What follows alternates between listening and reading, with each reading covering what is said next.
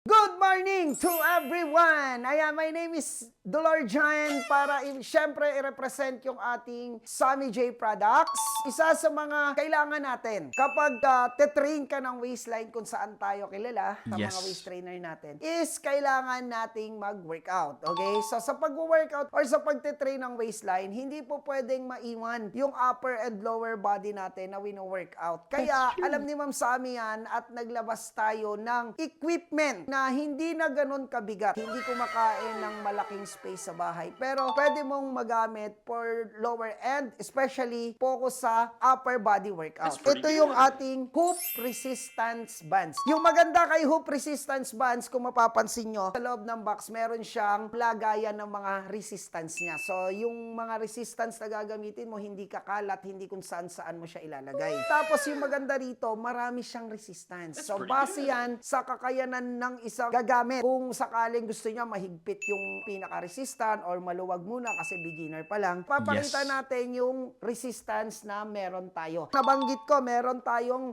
maraming resistance, guys. Sa ating hoop resistance bands, meron siyang 5 resistance. Meron siyang extra light, meron siyang light, meron siyang medium, meron din tayong heavy and extra heavy. Pang resistant na magagamit natin para sa pagte-train natin sa upper body, especially sa arms, kasi kailangan natin yan. So kung magba-bicep, magta-tricep ka, mag-shoulder, mag-chest tayo, so before ang gamit natin, heavy equipment. Mabibigat at kailangan mo pa ng malaking space sa bahay. Pero ngayon, resistance lang, pwede mo na siya gamitin for different kind na gusto mong pagte-train sa upper body natin. Gagamit ako ng medium type, guys, tapos gusto ko magba-bicep ako. Madali lang yung pinaka-procedure. Ididiin mo lang, guys, yung isang part sa baba and then i-workout mo na yung iyong bicep. Okay? So make it sure na yung gumagalaw lang dyan, yung pinaka-bicep mo para yung tama talaga nung pinaka-workout mo. Okay? So yung sa ating bicep. So ayan. Depende po yan sa posisyon nyo, guys. Pwede rin mag-tricep ka, no? So ang gagawin mo, sa taas naman manggagaling yung pinaka-resistance. Diba? Sabi nga nila, kapag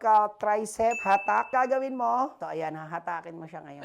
Okay? Hindi mo kailangan ng mabigat na equipment, pero nakukuha natin yung workout na gusto mong gawin. Maraming mga workout na hinanda kami para sa ating hoop resistance bands. So yung maganda rito, kuya, baka mabilis maputol, masira yung materials. Okay? So maganda kasi yung pinaka-resistance natin, matibay. Made of latex materials yan, natural rubber na kung saan kilala sa tibay ng rubber. Kaya kung sakali mag-aabil kayo, available naman to palagi at araw-araw tayong nagla-live from 7 a.m. to